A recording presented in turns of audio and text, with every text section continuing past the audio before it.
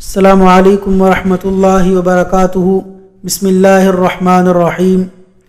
ایک صحیح حدیث سے معلوم ہوتا ہے کہ دجال اس وقت بھی دنیا میں موجود ہے، جسے اللہ تعالیٰ نے کسی ویران جزیرے میں بیڑیوں کے ساتھ جکڑ کر چھپا رکھا ہے، اور سیٹلائٹ سسٹم کے ذریعے دنیا کے ہر حصے کی معلومات رکھنے کے دعوے دار آج تک دجال کو تلاش نہیں کر سکے۔ یقیناً یہ ان کے لیے اللہ تعالیٰ کی طرف سے کھلا چیلنج ہے۔ صحیح مسلم میں حدیث ہے، حضرت فاطمہ بنت قیس رضی اللہ عنہا سے روایت ہے کہ میں نے رسول اللہ صلی اللہ علیہ وسلم کے منادی کو اعلان کرتے ہوئے سنا کہ نماز کے لیے جمع ہو جاؤ۔ میں بھی مسجد کی طرف نکلی اور میں نے رسول اللہ صلی اللہ علیہ وسلم کے ساتھ نماز ادا کی۔ میں لوگوں کے پیچھے اس صف میں تھی جس میں عورتیں تھیں۔ جب آپ نے نماز پڑھ لی تو ممبر پر بیٹھ گئے۔ آپ ہنس رہے تھے اور آپ نے فرمایا ہر آدمی اپنی اپنی جگہ بیٹھا رہے۔ پھر فرمایا تم جانتے ہو میں نے تم کو کیوں اکٹھا کیا ہے؟ وہ بولے اللہ اور اس کا رسول خوب جانتے ہیں۔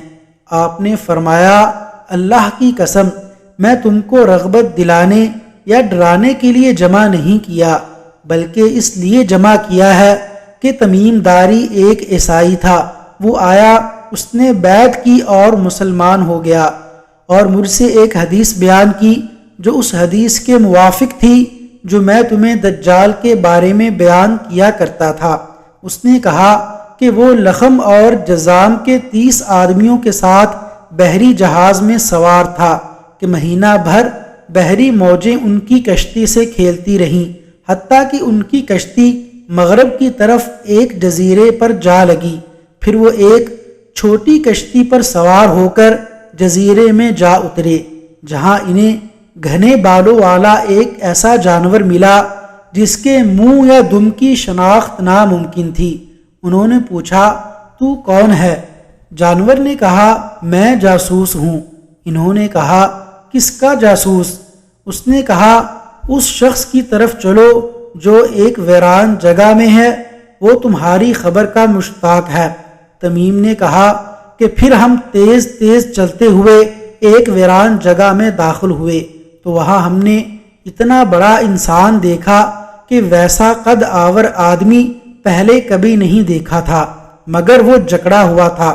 اس کے دونوں ہاتھ گردن کے پیچھے اور پاؤں ٹخنوں کے ساتھ مضبوط لوہے سے بندھے ہوئے تھے۔ ہم نے کہا کم بخت تو کون ہے؟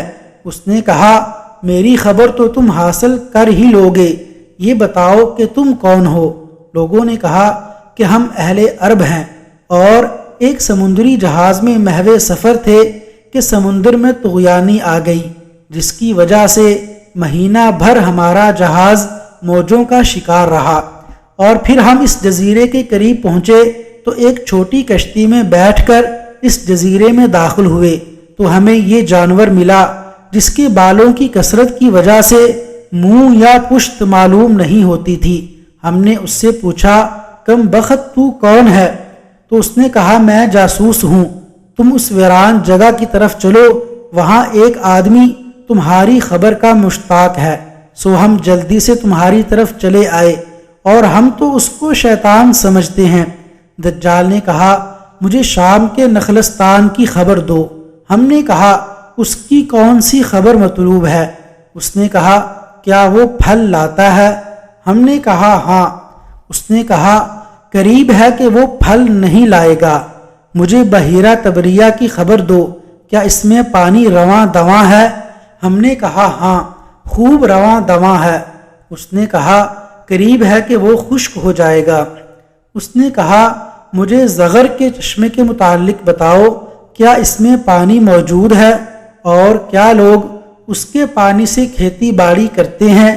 ہم نے کہا ہاں، اس میں پانی بھی ہے اور لوگ اس کے پانی سے کھیتی باڑی بھی کر رہے ہیں۔ اس نے کہا مجھے عرب کے نبی کی خبر دو۔ ہم نے کہا وہ مکہ سے ہجرت کر کے مدینہ جا پہنچا ہے۔ اس نے کہا کیا اس نے اہل عرب سے لڑائی کی ہے؟ ہم نے کہا ہاں۔ اس نے کہا پھر نتیجہ کیا رہا؟ ہم نے کہا کہ وہ نبی اپنے گرد و پیش میں غالب آ چکا ہے۔ اس نے کہا کیا واقعی ایسا ہو چکا ہے؟ ہم نے کہا ہاں۔ اس نے کہا کہ لوگوں کے لیے اس کی اطاعت ہی بہتر ہے، میرے متعلق خبردار ہو جاؤ، میں مسیح دجال ہوں، عنقریب مجھے خروج کی اجازت دے دی جائے گی اور میں 40 دنوں میں پوری زمین کو فتح کر لوں گا، البتہ مکہ اور مدینہ مجھ پر حرام ہے، اگر میں اس طرف رخ کروں گا تو وہاں تلوار لہراتے ہوئے فرشتے مجھے روک دیں گے جو وہاں پہرے پر مقرر ہوں گے۔ نبی صلی اللہ علیہ وسلم نے اپنی چھڑی کو 3 مرتبہ منبر پر مارا اور فرمایا یہی طیبہ مدینہ ہے، یہی طیبہ ہے، اور فرمایا کیا میں تمہیں اس دجال کے بارے میں نہیں بتایا کرتا تھا؟ لوگوں نے کہا کیوں نہیں؟ پھر آپ صلی اللہ علیہ وسلم نے فرمایا مجھے تمیم کی بات اس لیے اچھی لگی کہ یہ میری اس خبر کے مشابہ ہے جو میں تمہیں دجال اور مکہ و مدینہ کے بارے میں بتایا کرتا تھا۔ خبردار، دجال دریائے شام یا دریائے یمن میں ہے؟ نہیں، بلکہ وہ مشرق کی طرف ہے، وہ مشرق کی طرف ہے، وہ مشرق کی طرف ہے۔ آپ صلی اللہ علیہ وسلم نے مشرق کی طرف اپنے ہاتھ سے اشارہ فرمایا۔ وصلی اللہ علی نبینا محمد وعلی آلہ واصحابہ اجمعین۔